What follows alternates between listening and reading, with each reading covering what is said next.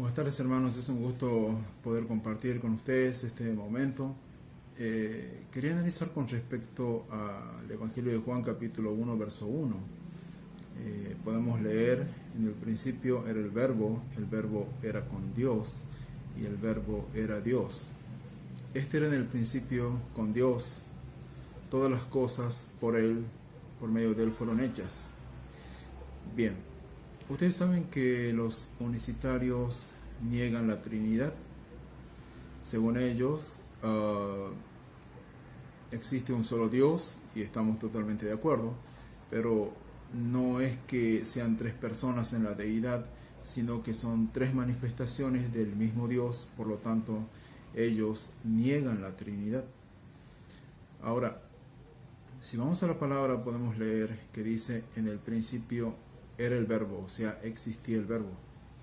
El verbo estaba con Dios, el verbo era con Dios, es decir, estaba al lado de Dios, estaba junto a Dios, estaba enfrente de Dios, y finalmente dice: y el verbo era Dios.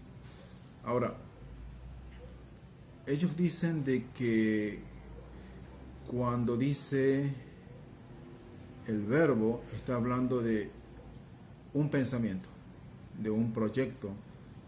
Está hablando de la palabra como un sonido fonético. O sea, son diferentes formas que tienen ellos para explicar el verso 1 del capítulo 1 de Juan.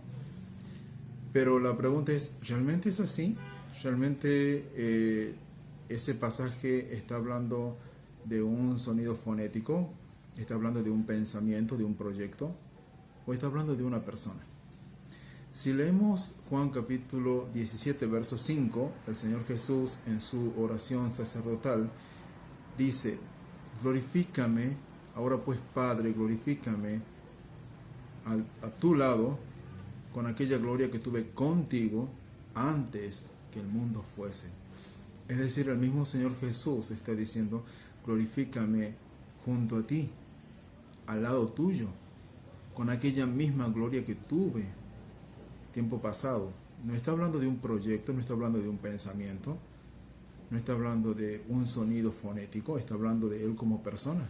Y eso es justamente lo que enseña Juan 1.1. Por eso dice: en el principio existía el verbo era con Dios, estaba junto a Dios, y el verbo era Dios. ¿Por qué se le llama al Señor Jesús el verbo? Bueno, porque cuando Él estuvo en la tierra, lo que hizo fue dar a conocer a Dios y todo lo relacionado con Dios y todo aquello que el Padre le dio para hablar a la humanidad a través de la palabra. El Señor Jesucristo estaba en la tierra y Él dio a conocer el Evangelio para los hombres a través de la palabra. Entonces, por eso se le llama la palabra, porque Él hizo esta tarea. No porque haya sido un sonido fonético, no porque sea un proyecto, no porque sea un pensamiento.